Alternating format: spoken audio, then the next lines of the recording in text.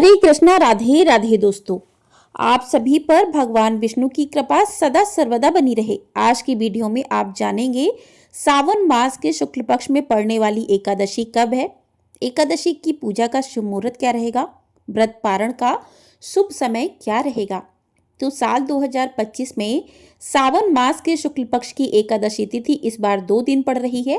ऐसे में व्रत रखने को लेकर लोगों में असमंजस बना हुआ है। दरअसल इस बार एकादशी का व्रत 2 दिन नहीं बल्कि केवल एक ही दिन रखा जाएगा। तो चलिए आपको बताते हैं कि सावन मास की पुत्रदा एकादशी का व्रत किस दिन है, व्रत पारण का यानी कि व्रत खोलने का शुभ मुहूर्त क्या रहेगा। सावन महीने की एकादशी को पुत्रदा एकादशी और पवित्रो पन्ना एकादशी के नाम से भी जाना जाता है। और जब कभी भी एकादशी 2 दिन पड़ती है तो ऐसे में दूसरे दिन जब एकादशी और द्वादशी दोनों तिथियां मिली हुई हो तो उस दिन व्रत रखना ज़्यादा सही माना जाता है। और व्रत के नियमों का पालन भी एक ही दिन करना चाहिए। हालांकि वैष्णव भक्त इसे परम सौभाग्य मानते हैं और ऐसे में 2 दिन एकादशी का पालन करते हैं। लेकिन व्रत रखने वाले भक्तों को जिस दिन व्रत रखना हो उस दिन ही केवल व्रत के नियमों का पालन करना चाहिए।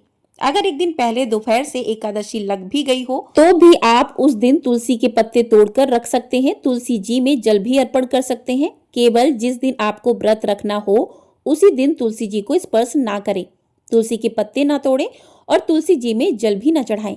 एकादशी व्रत जिस दिन आपको प्रारंभ करना हो उस दिन ब्रह्म मुहूर्त से लेकर अगले दिन के सूर्योदय तक आपको व्रत रखना चाहिए। दशमी तिथि को सात्विक भोजन करना चाहिए। दशमी तिथि को सूर्यास्त के बाद भोजन ग्रहण नहीं करना चाहिए, केवल फल या फलाहार आप ले सकते हैं। फिर एकादशी के दिन पूरी तरह से चाहे तो निराहार और निर्जल रहकर या फिर फलाहार और जल दूध फल आदि ग्रहण करके आप एकादशी का व्रत रख सकते हैं और अगले दिन सूर्योदय के साथ ही आप व्रत का पारण कर सकते हैं। हमेशा एकादशी का व्रत शुभ मुहूर्त में ही खोलना चाहिए, तभी व्रत का पूर्ण फल प्राप्त होता है। तो इस बार व्रत के दिन भद्रा भी लग रही है।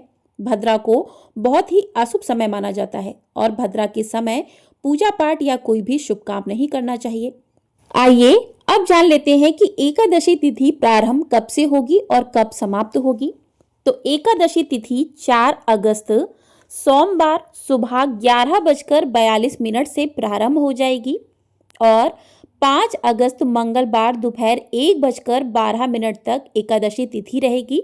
इसके बाद 1:13 से द्वादशी तिथि लग जाएगी। तो एकादशी तिथि दोनों ही दिन रहने वाली है, लेकिन एकादशी का व्रत जो है उदय तिथि के साथ देखा जाए तो उदय तिथि के साथ हमें एकादशी की तिथि 5 अगस्त दिन मंगलवार को ही प्राप्त हो रही है। तो साल 2025 में पुत्रदा एकादशी का व्रत 5 अगस्त दिन मंगलवार को रखा जाएगा। इस दिन मंगला गौरी व्रत भी है, तो इस दिन व्रत बहुत ही शुभ फल देने वाला है। अब बात करते हैं ब्रह्म मुहूर्त के बारे में, शुभ मुहूर्तों के बारे में।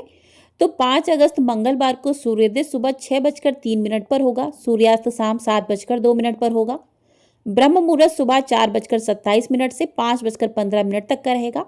प्रातःकाल की पूजा का मुहूर्त सुबह 4:41 से 5:45 तक का रहेगा। शाम की पूजा का मुहूर्त शाम 7:09 से लेकर 8:13 तक का रहेगा। इंद्र योग सुबह 7:25 तक रहेगा। राहु काल दोपहर 3 बजे से लेकर 4:30 बजे तक रहेगा। अब बात करते हैं द्वादशी तिथि की। तो द्वादशी तिथि 5 अगस्त मंगलवार दोपहर 1:13 से लग जाएगी और 6 अगस्त बुधवार को दोपहर 2:08 तक रहेगी। उसके बाद त्रयोदशी तिथि लग जाएगी। तो इस बार की जो एकादशी है वो बहुत ही शुभ एकादशी है। कहते हैं कि जो भी एकादशी द्वादशी तिथि युक्त एकादशी होती है तो बहुत ही शुभ होती है। तो द्वादशी तिथि युक्त ही एकादशी रहनी चाहिए।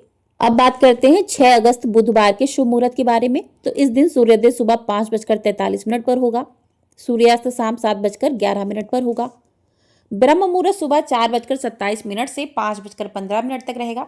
उसके बाद प्रातःकाल पूजा का मुहूर्त सुबह 4:42 से 5:45 तक रहेगा। शाम की पूजा का शुभ मुहूर्त शाम 7:08 से 8:12 तक का रहेगा। गोधूली मुहूर्त शाम 7:08 से 7:30 तक रहेगा। उसके बाद राहु काल दोपहर 12:27 से लेकर 2:07 तक रहेगा। तो राहु काल का समय दोपहर का रहेगा। तो जो लोग 5 अगस्त को एकादशी का व्रत कर रहे हैं तो उन्हें बुधवार के दिन एकादशी का पारण करना है। तो पारण के समय भी आपको पूजा करके ही व्रत का पारण करना चाहिए। अब बात करते हैं हरिवासर का। तो हरिवासर का समय 5 अगस्त मंगलवार शाम 6:30 बजे तक रहेगा हरिवासर। उसके बाद हरिवासर समाप्त हो जाएगा। तो हरिवासर में जो है व्रत का पारण नहीं किया जाता है। जब हरिवासर समाप्त हो जाता है तभी व्रत का पारण किया जाता है। तो जो लोग 5 अगस्त को एकादशी का व्रत कर रहे हैं तो 6 अगस्त बुधवार को व्रत का पारण करना है। और व्रत का पारण आपको सुबह 5:45 से 8:26 तक, इसी बीच में आपको व्रत का पारण करना है। कहते हैं कि एकादशी के व्रत में जितना शुभ मुहूर्त उसकी पूजा का होता है और उतना ही जो है महत्वपूर्ण आपके व्रत का पारण का शुभ मुहूर्त भी होता है। तो व्रत का पारण शुभ मुहूर्त में ही करें, तभी आपको अपने व्रत का पूर्ण फल प्राप्त होता है। अब बात करते हैं पूजा विधि की, किस प्रकार से आपको पूजा करनी चाहिए। तो प्रिय श्रोताओं, एकादशी के दिन, पुत्रदा एकादशी के दिन सुबह जल्दी उठकर स्नान आदि करके स्वच्छ वस्त्र धारण करें। और इस दिन आपको भगवान विष्णु के लड्डू गोपाल स्वरूप की पूजा करनी चाहिए। तो आपके घर में अगर लड्डू गोपाल का विग्रह है, मूर्ति है, तो आप उसका पूजन कर सकते हैं। अगर आपके पास नहीं है तो आप भगवान विष्णु की प्रतिमा को भी स्थापित कर सकते हैं। अगर है तो आप लड्डू गोपाल की पूजा इस दिन करें, क्योंकि इसका नाम है पुत्रदा एकादशी। तो इस दिन संतान प्राप्ति के लिए, संतान में कोई समस्या है, संतान के ऊपर कोई समस्या है तो उसके लिए, और संतान की लंबी आयु के लिए इस दिन एकादशी का व्रत किया जाता है, पुत्रदा एकादशी का। तो भगवान विष्णु के बाल स्वरूप की पूजा की जाती है। तो इसके लिए आपको एक साफ चौकी लेनी है, उस पर पीले रंग का वस्त्र बिछाना है और थोड़े से पुष्प रखकर उस पर लड्डू गोपाल को स्थापित करना है। तो स्थापित करने से पहले लड्डू गोपाल का पंचामृत से स्नान करवाएं।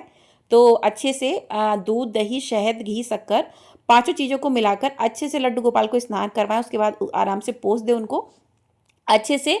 आप बच्चों की जैसे इस दिन सेवा करें लड्डू गोपाल की, उनको इत्र लगाकर स्वच्छ वस्त्र जो है पहनाएं और एक फूलों का प्यारा सा आसन देकर लड्डू गोपाल को स्थापित करें। साथ ही भगवान गणेश को भी स्थापित करें, क्योंकि भगवान गणेश जो है वो सर्वप्रथम देवता है। उनकी पूजा के बिना कोई भी पूजा अधूरी मानी जाती है। तो भगवान गणेश का सर्वप्रथम पूजन करें और जल की छींटे देकर स्नान करवाएं। उसके बाद आप रोली का तिलक करें, लड्डू गोपाल को तिलक करें और पुष्प अर्पित करें, पुष्पों की माला अर्पित करें। और इस दिन आपको जो है लड्डू गोपाल को भोग में दूध जरूर अर्पित करना चाहिए। दूध में आप तुलसी पत्र जरूर डालें, क्योंकि भगवान बिना तुलसी के भोग स्वीकार नहीं करते हैं। तो तुलसी पत्र आपको एक दिन पहले ही तोड़कर रख लेना है। एकादशी के दिन तुलसी आपको नहीं तोड़नी है।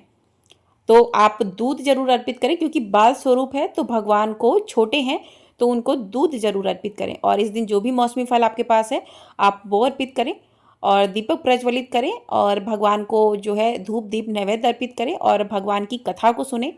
कथा आपको हमारे चैनल पर मिल जाएगी, आप लोग वहाँ से सुन सकते हैं। कोई किताब है आपके पास, उससे आप लोग सुन सकते हैं। कथा सुने। कथा सुनने के बाद आप भगवान की आरती करें और पैसे जरूर जो है चढ़ाएं चौकी पर, कि पूजा में कोई भी भूल चूक रह जाती है तो पैसे जो है पूर्ति कर देते, दक्षिणा जरूर अर्पित करें। तो इस प्रकार से आप जो है पूजन करें और आरती करें। आरती के बाद जो भी आपने भोग प्रसाद चढ़ाया है वो अपने घर के सदस्यों में बांट दें। उसके बाद शाम के समय भी आपको दीपक प्रज्वलित करना है और जो भी भोग प्रसाद आपने बनाया है उसको भगवान को अर्पित करना है। और अगले दिन पारण के समय आपको भगवान का पूजन करना है, कथा सुननी है। और उसके बाद सबसे पहले ब्राह्मणों के लिए आपको दान जो है निकालना है। सूखा दान आप निकाल सकते हैं, अगर कोई ब्राह्मण मिल जाए तो आप उनको घर पर भोजन भी करवा सकते हैं। अगर नहीं मिलता है तो आप दान सूखा निकाल कर, दक्षिणा निकालकर उसके बाद आपको अपने व्रत का पारण करना चाहिए। तो व्रत का पारण आप तुलसी दल और मौसमी फल या भगवान के प्रसाद से कर सकते हैं। तो व्रत के पारण का शुभ मुहूर्त वीडियो में बताया गया है, तो आप उसी शुभ मुहूर्त में व्रत का पारण करें।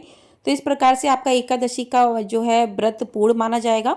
और आशा करती हूँ आपको पुत्रदा एकादशी से जुड़ी सभी जानकारी इस वीडियो में प्राप्त हो गई होगी। तो आप लोगों को वीडियो पसंद आई हो, वीडियो को लाइक कर दीजिएगा।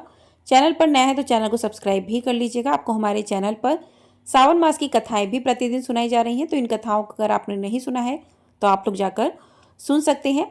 तो कहते हैं कि एकादशी, पुत्रदा एकादशी का व्रत करने से भक्तों की सभी मनोकामनाएं पूरी हो जाती हैं। जिसके संतान नहीं उसको संतान की प्राप्ति होती है, संतान पर आए हुए संकट दूर होते हैं, संतान की रक्षा होती है। क्योंकि जैसे कि आप लोग जानते हैं नाम ही इसका पुत्रदा एकादशी है।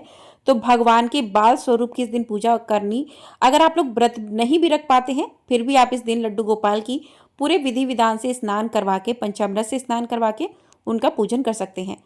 जय श्री कृष्ण। राधे राधे दोस्तों।